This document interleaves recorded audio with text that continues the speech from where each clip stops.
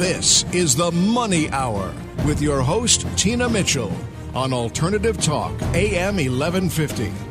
Now, back to the show with local mortgage and finance expert, Tina Mitchell. Welcome back to the Money Hour. This is your host and mortgage expert, Tina Mitchell, right here on 1150 AM KKNW, the Saturday, February 21st show. I have built a network of elite industry professionals every week sharing their knowledge and expertise to my listeners. If you're hearing my show at a different time or day, you're listening to a rebroadcast, but you can call into the show at 1-855-400-1150 or online at themoneyhour.com. Again, that's 1-855-400-1150 or online at themoneyhour.com, and I can connect you with any of the guests that I have in studio today. Right now, Kyle Schultz with 360 Credit Consulting. With so many credit repair companies out there and a lack of sites willing to bring you the real story on credit repair, I decided it was important to bring one in studio. Kyle, thank you so much for joining me today. Thank you, Tina. Thanks for having me. And Kyle is a FICO certified credit expert that has been helping people restore their financial freedom for years. So let's go ahead and start out, Kyle, with just explaining to my listeners, what is FICO? FICO stands for Fair Isaac Corporation. They're a company that started in Minnesota several decades ago, and they're responsible for coming up with the algorithms and the calculations that are used to calculate credit. And what are the credit scores usually higher when someone pulls their credit score online? So I have a lot of clients that come in and they're applying for a mortgage pre-approval, and they say, I've had my credit report pulled by myficoscore.com, or Credit Karma is a really common one. Mm-hmm. We see a lot of commercials with that. Why is that score different from when I pull a credit score for mortgage purposes? Absolutely. Well, the real reason for that is because the three credit bureaus, TransUnion, Equifax, and Experian, they do not give you a credit score. All they are data repositories. They hold your name, your date of birth, social security number, payment history, etc.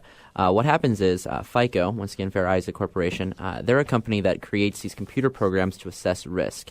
And several years ago, they decided to come to the credit bureaus and say, hey, let us use one of our programs to plug in your data, calculate it, and give you a credit risk score or a credit score. Now, that would be all well and good if FICO only had one algorithm or program used to calculate credit, but they actually have 52 different algorithms with a 53rd that's in the works about to be approved. So you guys that are really good at math know that if you got three credit bureaus and 52 different algorithms, it's 156 scores per person, and they're all correct. So the reason why you see such a variance between, say, the online industry and the mortgage industry is because you're literally comparing apples to oranges. Wow. In the mortgage industry, the highest score that you can have is an 850. In the online industry, the highest score you can have is 1,000. So that's why it almost never matches up. Got it.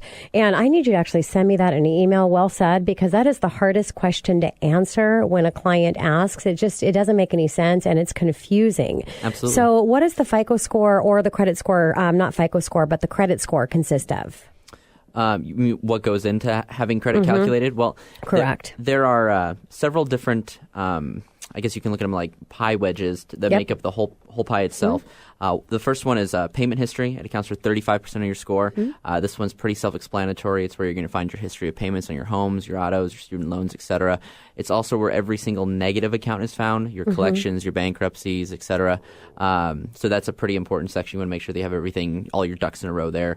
Then you have amounts owed. That accounts for 30% of your score. This one is pretty tricky. Most people get this one wrong on what they think that it is. It's based solely off of credit cards. Yes. 30% of your score is weighted entirely off of those little pieces of plastic you have in your wallets or your purses, ladies and gentlemen. So it's imperative that you use those correctly. So the first thing that you got to be paying attention to in that section is that you have a credit card. If you don't have a credit card, you're missing out on 30% of your possible points that you need to get that mortgage, to get that car loan, heck, even jobs. So that's important. Then you got to make sure that it's reporting correctly. There's lots of companies out there that, for whatever reason or another, the people that work there aren't drinking their coffee that morning or what have you, and those limits or balances can be reporting inaccurately. So you really got to keep an eye on that. And then you have to make sure that you're keeping your balance to limit ratio where it needs to be. So there's no magic number, but 25 to 30% is what is feasible for most Americans, and Okay. so that's what we urge people to stay at. If you go And over, when it gets over 50, that has devastating effects on your credit score. absolutely. If you go over 50, you're going to have a huge point loss. If you can get it back under 50, you're going to get a lot of those points back. And that's a really good point because, in the mortgage industry, we can do what's called, rapid rescore. So there's a few things that we can quick fix on the spot that doesn't actually go through the credit repair process. And it is paying down your revolving debt to get it to that ratio. And what a lot of people use their credit cards to pay their bills every month, which is great, get free interest. And that's wonderful. The problem is you don't know when that credit report is actually going to be pulled, what that balance is going to be at that time. So you can have a devastating effect to your credit score when you're using that and maxing it out, especially when it goes over that 50%. But it's a very, very easy fix. And so just make sure that you're going through that rapid rescore because it can have a huge impact on your interest rates. Absolutely. Well said. And it's a lot of people don't realize that it's actually all the revolving debt together. It's not individual. I've heard people say, well, it's individual credit cards. So you can move a balance from one credit card to another, but it doesn't work because they're looking at the overall ratio from all those revolving credit cards combined together, correct? Yeah, you're pretty close. Okay. How it works is that that 30% that's based off of revolving debt. Yes. If you have one credit card, that one credit card will weigh that 30%. If you have two credit cards, they're going to split that line right down the middle, and each card will be weighed 15%, 3 cards 10%, etc. So it's not taking it all together, and really, but it's not each individual card either at that ratio. So I didn't have it right either. It's something kind of in the middle. Yeah, there's so many myths and legends when it comes to credit. It's very hard to keep it straight. Well, that's why I've got you in studio, and I don't talk about credit all on my own. Well, I don't talk about mortgages, so there it works. you go. Good point. So what are some of the biggest mistakes that people make when it comes to their credit? Honestly, it's not knowing. Education is the biggest, most important piece. There's no class in high school and college that teaches you how to have a good credit score. So the first thing that I would urge clients to do is to go out and educate themselves. There's plenty of good information online. Go to reputable stores, do your reading, do your homework. That's the number one most important thing.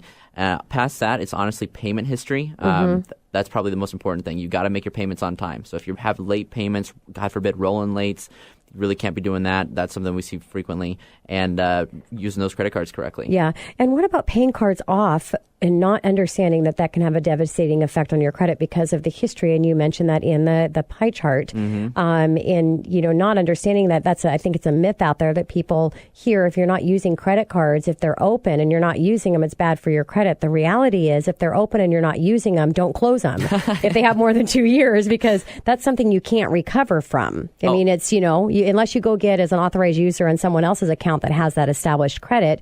Otherwise, you've got to start that history all over, so it can be devastating in your credit score, right? Absolutely. You want a job? You know a lot about credit. I was going to say, I know a couple things. Well, it's because I hope I have a radio show. So, no, you're absolutely correct. The most important thing that people need to keep in mind when it comes to opening and closing accounts is that every time you open an account, you're going to get dinged. There's a separate section called New Credit, which accounts for 10% of your score.